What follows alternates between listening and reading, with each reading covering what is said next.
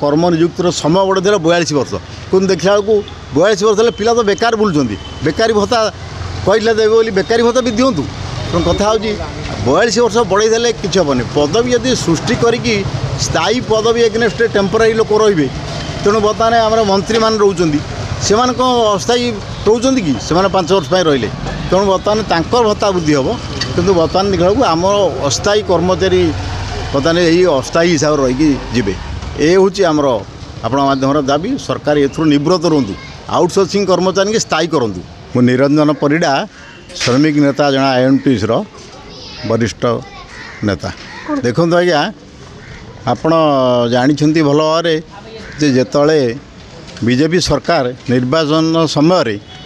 से लोक को प्रतिश्रुति देते जे बर्तमान आम निजुक्ति जो बेकार समस्या जो ओडिशा रे देखा देछि निजुक्ति आम सृष्टि करूँ एवं बुढ़ा बुढ़ी मानू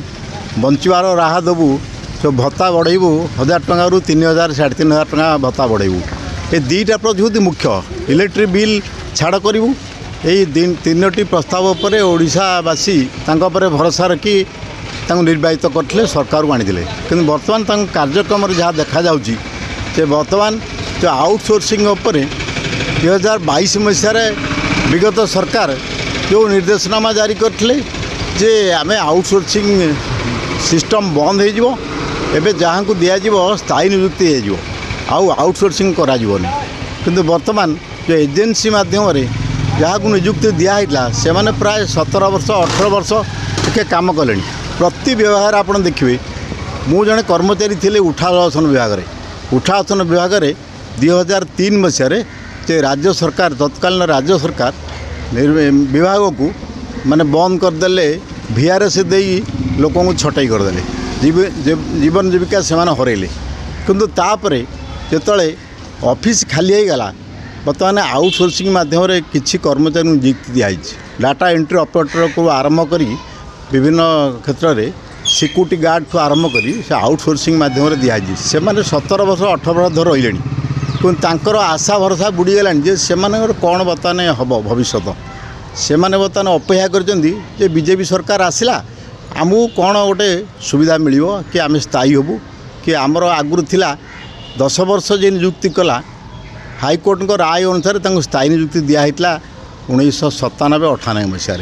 जस्ट 3 वर्ष 4 वर्ष कि 5 वर्ष चाकरी कर 2003 में तत्कालीन राज्य सरकार VRS विदा करदे ये गला उठासन विभाग समस्या से समस्या आज पर्यटन चली रही कई कर्मचारी नहांती इंजीनियर संख्या जहाँ थिला ता भी कमी कमी गला ये गोटे कथा गला आपड़ देखूँ इलेक्ट्रिक विभाग में टाटा पावर नेला सेठी से भाया जहाँ को देखिए सी आउटसोर्सिंग कर्मचारी तांकर भी किसी स्थायित्व ना वन विभाग देखूँ आपड़ म्युनिसिपाल देखूँ आउ आमर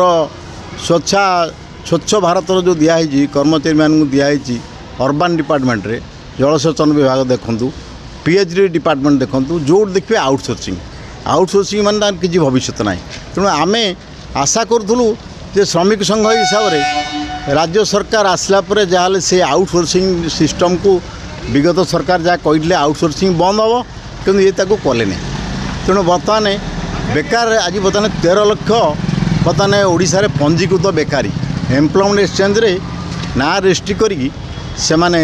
अपेक्षा करते 3 लाख रु अधिक हेले बीटेक इंजीनियर तापर अन्य डिग्रीधारी डिप्लोमा ITI अन्य वैषयिक विभाग जो मैंने ट्रेनिंग पाई आमर मंत्री हेले आमर जी अच्छा आमर केन्द्रर टेक्नोलोजी विभाग मंत्री हेले जो आमर अश्विनी वैष्णव महोदय सी भी कहले जे आम निजुक्ति सृष्टि करूँ किंतु कहीं किसी ना बर्तमान लोकंर आशा भरोसा तुटी जाऊँगी जो आउटसोर्सिंग सिस्टमटा कराई तो आशा भरोसा लोक बुड़िले जे आम चाहूँ श्रमिक संगठन तरफ से आउटसोर्सिंग जो सिस्टम कराइला जहाँ सरकार आगुरी कहते आउटसोर्सिंग आउ कराଯିबनी ताको स्थायी नियुक्ति दिज्व गत किछि दिन तले राज्य सरकार देले 17,000 शिक्षकों को नियुक्ति सी भी सही अस्थायी हिसाब से आउटसोर्सिंग हिसाब से दिहाले टेम्परे कॉन्ट्राक्चुअल दिहाले तेणु कौन स्थायी पदवी आउटसोर्सिंग आउ कॉन्ट्राक्चुअल सिस्टम अच्छी केवल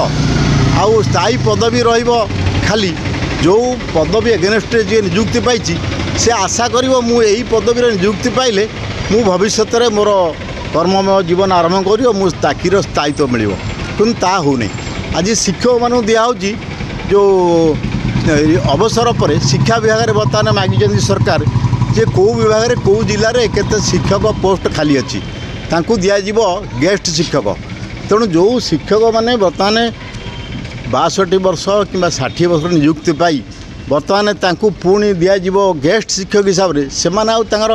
12,000 15,000 18,000 पाठ पढ़ाई इच्छा हो कि जी 70,000 60,000 सरकार स्थायी स्कीम चाकरी करते बर्तमान बेकार संख्या बढ़ुवा समय बीडी पिला सीटी पिला बर्तमान ओटीईटी परीक्षा विभ्रांत होची जो सरकार नियंत्रण कर तेणु बर्तमान ये जो मैंने अवसर नहीं दिहब नियुक्ति सरकार डिक्लेयर कर तो आम बर्तमान श्रमिक संघ हिसाब से जड़े आम श्रमिक कर्मचारी भविष्य हिसाब से आम विरोध करूँ सरकार ये जो परिकल्पना जो आशा भरसा रखी बर्तमान आसी सरकार आसाला ये सिस्टम बंद करा जाऊ आउटसोर्सिंग जो कहुच आउटसोर्सिंग एगेन्स्ट रे स्थायी नियुक्ति दि जाऊ जो डाकरा देकी तुम आसतिल सरकार को बीजेपी सरकार जो आज आसला भत्ता बढ़ेब आ बेकार नियुक्ति दब ये दुईटी संस्था ये दुईटी वार्ता उपर लोक भरोसा कर देते भोट तेणु से भरोसा ये लोकों पर रही से सिस्टम रू सरकार अब्याहति नियंती भविष्य में यही जो मैंने आशा भरोसा कर सरकार को जिते से दिने ना दिने ये सरकार पुणी पतन को आणवे ये हूँ आमर आपण गणमाध्यम माध्यम आमर दाबी आमर प्रस्ताव जदि सरकार ज्ञान उदय हुए भगवान तांकू दिंतु सद्बुद्ध दिंतु बर्तमान जगन्नाथ सद्बुद्ध दिंतु ये मोहन सरकार को से आउटसोर्सिंग सिस्टम एगेन्स्ट रे दिंतु माने स्थायी नियुक्ति दिंतु बंद करदे किसी हेनी जोटा बर्तमान कमिशनर मागिं सीएमसी कमिशनर मागिं केते अच्छे कर्मचारी दियो तार तालिका करा जाऊ आउटसोर्सिंग रे को विभाग केते अच्छी फरेस्ट विभाग अच्छा जलसेचन अच्छा ग्राम्य उन्नयन विभाग अच्छा पंचायत राज अच्छा बर्तमान पुलिस विभाग भी अच्छा विभिन्न विभाग में सबू विभाग में आउटसोर्सिंग केते तालिका दिखाँ डिक्लेयर करूँ भविष्य में किमिति ये संस्था लोप पाइब आउटसोर्सिंग बदल स्थायी नियुक्ति आम दरकार तेणु आम बर्तमान आशा करूँ ये सरकार स्थायी नियुक्ति देवाई योजना करूँ बजेट करूँ स्थायी नियुक्ति दिंतु ये हूँ आमर आप गणमाध्यम माध्यम दाबी आपड़ या यथार्थ भाव में हृदयंगम करी ये सरकार को आवश्यक स्थल परामर्श दिंतु और आगामी दिन में जमी सरकार जो आशा भरसा दे लोक कही भत्ता बढ़ाई कही आउ बेकार नियुक्ति करेंगे बोली ताकू से बजाई रखुँ यह आमर दाबी आप जानते पीएमजी छक आउटसोर्सिंग कर्मचारी मैंने दीर्घ दिन गणधारण बसी आसुले दाबी नहीं बर्तमान सरकार को यही जो निष्पत्ति नहीं भाग्य बर्तमान अंधकार भीतर को ठेली से बर्तमान जो मैंने बसी धारणा बसुँच पीएमजी छक भुवनेश्वर बस निराश हो बस बर्तमान आम श्रमिक संघर है आम गणतांत्रिक माध्यम आंदोलन करेंगे आम आमर प्रतिवाद जनइबू जदि सरकार विचार न करती तेणु आम तो आउ जिमु माने ये करने माने उग्रपंथी भरिकी माने कि नक्सल धारणा तो आम करूँ तेणु आम गणतांत्रिक माध्यम आम सरकार को चेतई दूँ आमर यही असुविधा अच्छी आपको विचार करूँ जदि सरकार या गणतांत्रिक माध्यम आंदोलन को दबाई देव चाहिए भविष्य में यार भयावह सरकार असंतोष प्रकाश पाइब जो मैंने आज बसी स्वास्थ्य विभाग कहतु स्वास्थ्य विभाग भी बहुत कर्मचारी अच्छा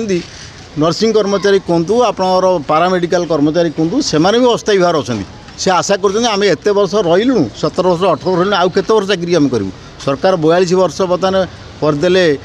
कर्म नियुक्तिर समय बढ़े 42 वर्ष कुछ देखा 42 वर्ष पिला तो बेकार बुलूँ बेकारी भत्ता कहले देवे बोली बेकारी भत्ता भी दिंतु तेणु कथा हूँ 42 वर्ष बढ़े किसी हेनी पदवी यदि सृष्टि करी स्थायी पदवी एगेन्स्ट टेम्पोरारी लोक रे तेणु बर्तमान आम मंत्री मान रोचान से अस्थायी रोचान कि से 5 वर्ष रही तेणु बर्तमान भत्ता वृद्धि हम किंतु बर्तमान देखा आम अस्थायी कर्मचारी बर्तमान यही अस्थायी हिसाब से रही ये हूँ आमर आपण माध्यम दाबी सरकार एथुर निवृत्त रुहतु आउटसोर्सिंग कर्मचारी स्थायी करूँ।